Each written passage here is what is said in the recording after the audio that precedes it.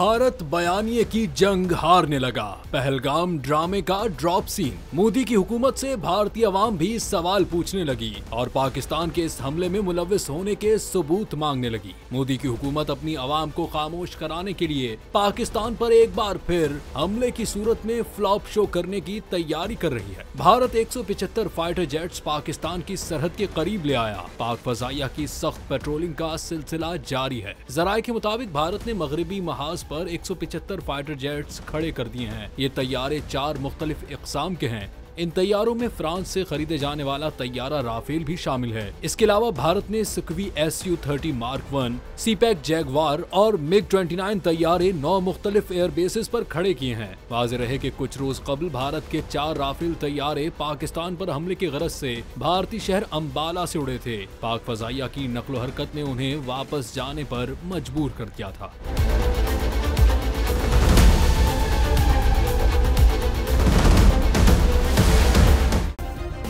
Subscribe करें और bell दबाएं ताकि कोई खबर रह न जाए।